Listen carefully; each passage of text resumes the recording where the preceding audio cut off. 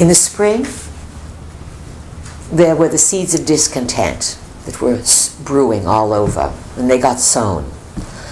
And then in the summer now, they are flowering. It's a flowering of consciousness, a blossoming that is extraordinary. For those of you who are aware, not the clueless now, but for those of you who are aware, what you will receive this fall is a harvest. A harvest of what, you are wondering? It will be a harvest of confidence. Your confidence will grow tremendously as a result of the energy of this summer. And with that confidence comes a greater strength and a greater knowing. And so you will not be pulled down so much by others. And you will use telepathy always to get the message through to those that you cannot speak to. And if it's family member or neighbors or someone really close and you cannot really communicate, there's the dream state again. Before you fall asleep, it's my intention to communicate this idea to this person, or it's my intention that we open a greater line of communication between us so that we can speak in person the truth. It's my intention that those that I love be more open to healing themselves and to be more open to accept me, and I will be more open to accepting them. You follow the line of thinking, Paula? Mm-hmm. Yes. Good. Anything else along this line? It's work, because you have to structure your intentionality and you have to structure the field to respond and set the stage, and basically it's called conditioning the field. You go to school, you are conditioned to believe certain things, and then you follow into that pattern. So you have to re-educate and recondition your energetic field. He's over here. Who is it? Jeremy. Jeremy, yes, welcome. Thank you. I wanted to ask whether you might be able to share any insights about music, specifically from the musical practices on the Pleiades. The music of the Pleiades would and is easily transmitted. It can be picked up. It can come across the cosmos to you, and there are people who are expressing it. It always, on the Pleiades, we are very much involved with beauty. And we understand, and have come to understand over our history, the importance of beauty. Now, we are in the sign of Taurus, up on the back of the bull. And Taurus is about beauty. And one thing to remember is that when you are making beauty, whether it is the beauty of a flower arrangement, the beauty in your bedroom, and we'd like you all to remember that we will be coming to visit your bedrooms. And we expect to see beautiful bedrooms. So now when you go home to your bedroom, you must say, the peas are going to come and peek in my bedroom. What kind of grade are they going to give me on the beauty of my bedroom? It is beauty opens your psychic senses. When your eyes rest on beauty, it restores your multidimensional connections. It helps build neural pathways. The body gets curious. The body is fed by beauty. Thank you. You have stated that you are from our distant future. And I am wanting a little information about those who incorporated the Pleiades, the originators. What do you mean incorporated? Those who first went to the Pleiades. Some history behind where you came from? Well, since it's so close to lunch, we're not going to give you a big story on this, but we'll give you something to think about. Mm-hmm. There have been different stories. Some have said that some of the beings came from Lyra, came from outside the system. If you look in our books, you say that we'll see that we're talking about coming from a universe of sorts where the whole area went into higher consciousness, and that you are just dealing with Earth. A key to understanding the Pleiades, because your scientifics all will claim that the Pleiades is a very young star system. But the key to understanding the Pleiades is that there is a black hole there, a well-known and substantially sized black hole. That means, as a clue, that black holes are used for time travel. That means that through that black hole, We could have come from anywhere. And we have often suggested that we are not one kind in the Pleiades. There are many kinds of Pleiadian beings. In other words, you are all human. You look alike to a large degree. We do not. There are variations of beings. Because of that black hole, anyone and anything, if it has the right coordinate points and the right codes, can come through. We also can send dramas, to use Tanya's word. We can send dramas that are constructed on the Pleiades through our black hole into any part of the multiverse. Well, that is a bit of an exaggeration. But we can send these dramas many places. And these dramas are reality constructs that have parameters around them that draw souls into them, because when you are an energy being and you are an energy being, you're looking for the next gig.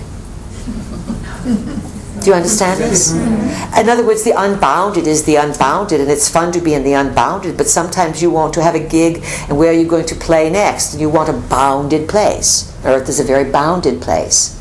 And friends and colleagues and timelines gather. We build these realities on the Pleiades. In larger terms, we build civilizations.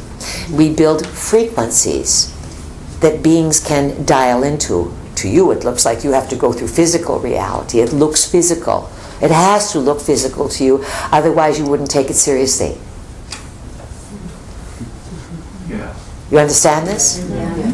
So it's a place where dreams and all the ambiguity of existence likes to be formed and is solid. And we have been instrumental in bringing some of these civilized reality constructs, introducing them to your world. And beings have come, giant beings, blue beings, many kinds of beings have come through to your world.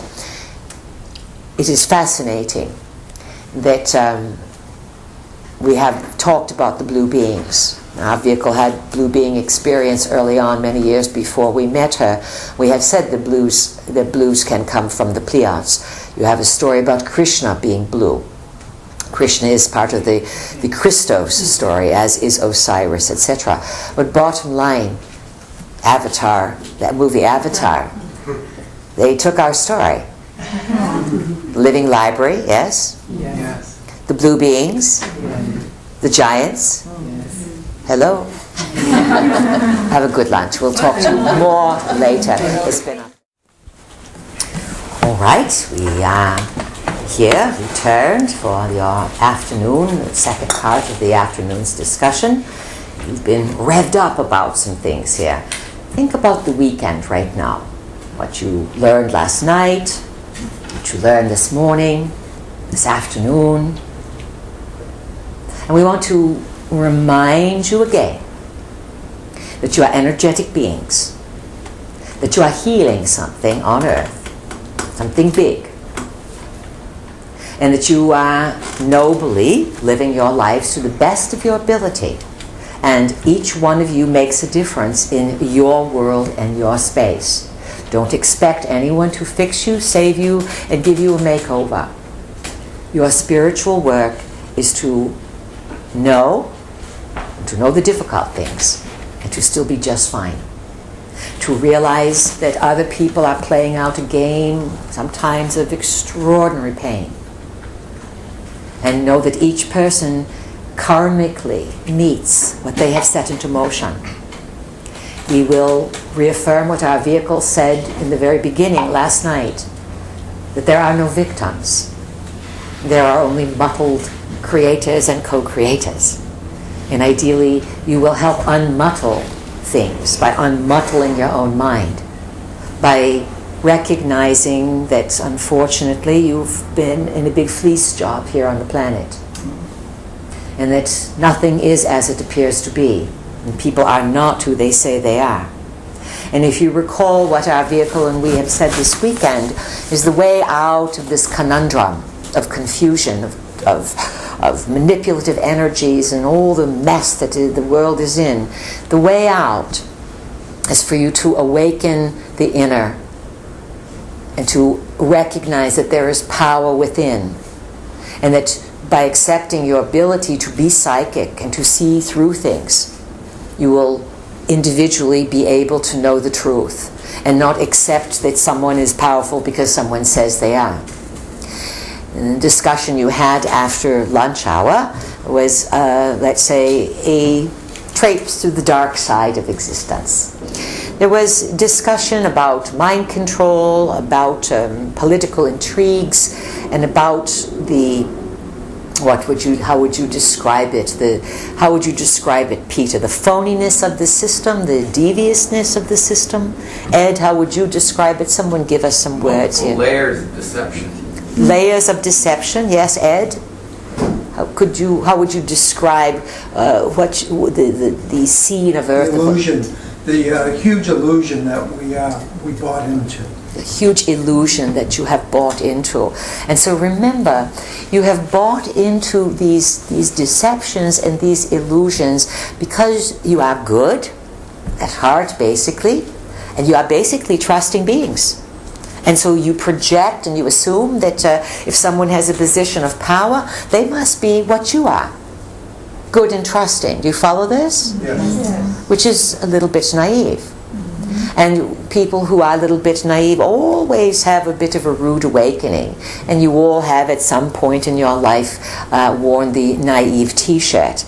And now, when you have a difficult discussion and you start realizing that some of your beliefs and your icons and some people that you thought were above it all or holy or religiously pure, when you start realizing perhaps they may not be, it of course can be upsetting. But bottom line is this: if you can look into the world with new eyes, then you can change the world. Think about that. When you see things in a different way, you've shifted the energy. And you shift the energy, each of you, you shift the energy of the world when you change yourself, because you are part of the world and you are the maker of your world and the world that you meet. So we're going to go into some pleasant conversations with you. We are not going to belabor the dark side of existence, and there's plenty of information out there that you can follow through on, and you owe it to yourself to do so. But we would like to spend this last hour or so with you and encouraging you to really support yourself and who you are. We want to re-emphasize something that came up that our vehicle had in conversation with you, that conversation we had just in the last 10 days or something, and that is the fight